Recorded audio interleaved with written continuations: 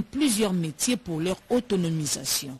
C'est notamment la coupe et couture ainsi que l'agriculture.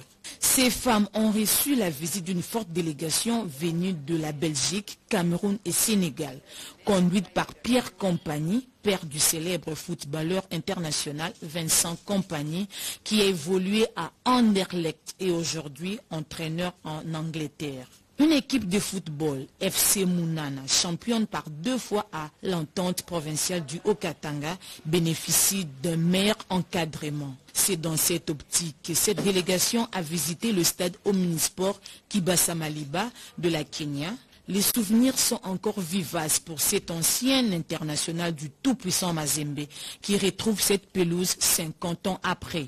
Il y a moyen de voir déjà une empathie humaine qui se dégage chez Nathalie, dont la plupart d'Africains feraient bien un effort de regarder cette association qui est locale, qui est énorme, pour peut-être faire la même chose.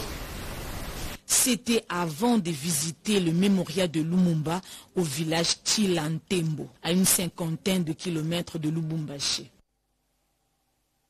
Vu du ciel, c'est un bâtiment modeste qui n'attire pas de suite le regard malgré sa nouvelle touche architecturale. Et pourtant, c'est entre ces murs que le pays a implanté l'un de ses centres névralgiques.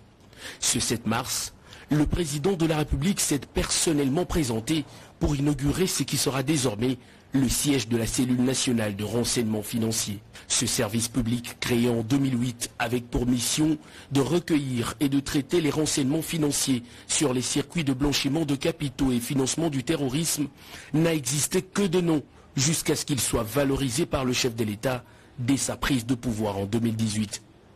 Le secrétaire exécutif du CNRF, Adler Kissoula, a dans son allocution de circonstance salué la volonté affichée du président de la République, Félix Antoine Tshisekedi, qui grâce à une vision éclairée a fait de ce service le bras séculier de la lutte contre la corruption et l'impunité. La cérémonie de ce jour intervient dans un moment particulier où notre pays fait face aux multiples défis sécuritaires, notamment la prolifération des groupes armés et l'agression de ces derniers dans sa partie est par les terroristes du M23 soutenus par les Rwandais. Notre travail consiste aussi à l'identification et au démantèlement des réseaux qui finançaient ces groupes armés. Vous avez donc, Excellence, Monsieur le Président de la République, chef de l'État, le soutien de la cellule nationale des renseignements financiers de votre pays, rangée pour lutter contre les sources de financement de ces mouvements. Faire prospérer l'état de droit dans le pays, c'est cette vision qui oriente les différentes actions dans ces secteurs. Le ministre des Finances, Nicolas Kazadi, lui voit déjà une CNRF encore plus influente dans les milieux financiers. La lutte contre le blanchiment des capitaux et le financement du terrorisme dans laquelle nous sommes engagés n'est pas une simple formalité administrative pour plaire à qui que ce soit. Elle est un grand vecteur de changement. Elle précède et elle suivra le changement des mentalités que vous appelez de tous vos vœux.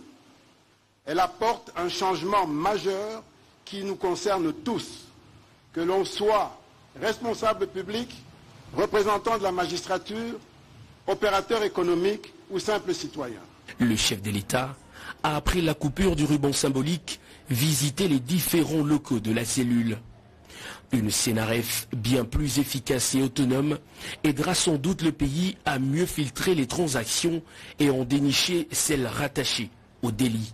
L'inauguration de ce bâtiment marque également le lancement de la campagne de vulgarisation de la loi récemment promulguée sur la lutte contre le blanchiment de capitaux et le financement du terrorisme.